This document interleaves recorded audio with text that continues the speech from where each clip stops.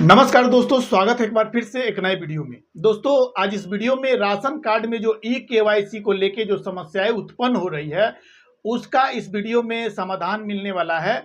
और जिस प्रकार से ग्रामीण इलाकों में जो ई-केवाईसी को लेके जो बड़ी-बड़ी समस्याएं आ रही है, आखिर वो समस्या कैसे समाधान होगा। और अभी जो है कि राशन कार्ड ई-केवाईसी को लेके जो नया अपडेट आया हुआ है, उसको लेके आज इस वीडियो में जानकारियां मिलने वाली है। तो वीडियो शुरू करने से पहले अगर आप हमारे चैनल पर नए हैं तो चैनल को सब्सक्राइब जरूर कर दे और नीचे जो बेल आइकन है उसे भी दबा दे, ताकि सभी वीडियो की नोटिफिकेशन आप तक आसानी से मिलती रहे। अभी राशन कार्ड का ई-केवाईसी की प्रक्रिया चल रही है। अब सरकार के द्वारा यह फैसला क्यों लिया गया है, इसको लेके मैं आप सभी को पहले जानकारी दे दूं। दरअसल राशन कार्ड जब से डिजिटल प्लेटफॉर्म पे आया है, तब से अभी तक ई-केवाईसी नहीं किया गया है।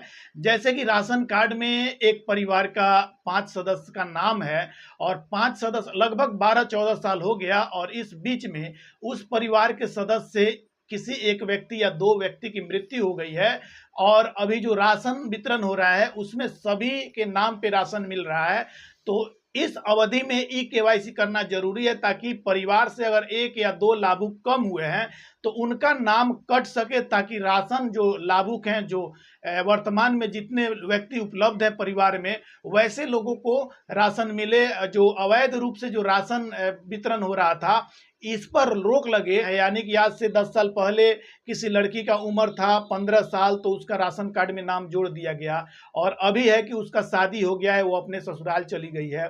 तो इस अवधि में वैसे लड़कियों का जो है नाम काट देना है, ताकि परिवार में जितने व्यक्ति कम हुए हैं, जो बचे हुए व्यक्तियों को ही राशन वितरण किया जाए। तो इसको लेकर यह ई-केवाईसी किया जा रहा है। यानी कि परिवार में कितने लोग उपलब्ध हैं, उसका जो सही आंकड़ा सरकार के पास पहुंच सके, इसको लेकर यह ई-केवाईसी किया जा रहा है। अब इसमें समस्या हो रही है कि बहुत सारे जो ग्रामीण स्तर के जो लाभुक हैं, जैसे कि एक परिवार में अगर 5 लोगों का नाम है और उसमें से 2 लोग या 3 लोग दूसरे राज्यों में काम कर रहे हैं, मजदूर वर्ग के लोग हैं, तो स्वाभाविक है वो कहीं ना कहीं काम करेंगे। अब वैसे लोग जो परेशानी में पड़े हुए हैं कि अब ई-केवाईसी करने के लिए काम छोड़ के घर पे जाना पड़ेगा, तो अब उनको घबराने की आवश्यकता नहीं है। क्योंकि राशन कार्ड जो है कि one nation one ration card जब से यह प्रक्रिया शुरू की गई, तो जो व्यक्ति जहां है वहां से वो अपना ई-केवाईसी करा सकता है। अब वो अपना ई-केवाईसी कैसे कराएगा, उसको लेके मैं आप सभी को जानकारियां देना चाहूंगा। ई-केवाईसी कराने के लिए अपना राशन कार्ड लेकर आपके अगल बगल में, यानी आप चाहे किसी भी दूसरे राज्य में काम कर रहे हैं, वहां पे अगल बगल में अगर कोई राशन दुकानदार हो, राशन डीलर हो, उसके पास आप जाएं और उसको आप बोले कि मेरा ई-केवाईसी कर दीजिए। तो वहां से वह डीलर आपका ई-केवाईसी कर देगा। आपको अपना राशन नंबर बताना है और उसमें आपका पूरा विवरण खुलेगा, तो उसमें आप अपना नाम बताएंगे और वो आपका जो नाम है आपका ई-केवाईसी कर देगा, और आप उस दिन से एक्टिव हो जाइएगा। दूसरा उपाय और है, आप सीएससी सेंटर पे जाके वहां से भी आप अपना ई-केवाईसी करा सकते हैं।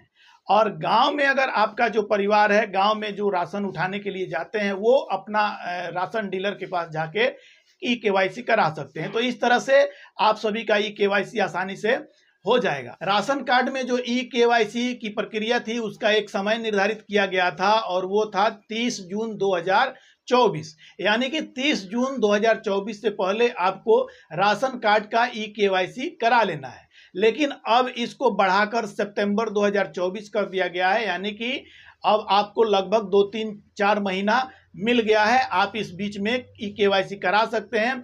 अगर दूसरे राज्यों में जो मजदूर काम कर रहे हैं, इस बीच में अगर वो घर पे आते हैं, तो वो भी आके अपना ई-केवाईसी करा सकते हैं। अब ई-केवाईसी कराना जरूरी क्यों है?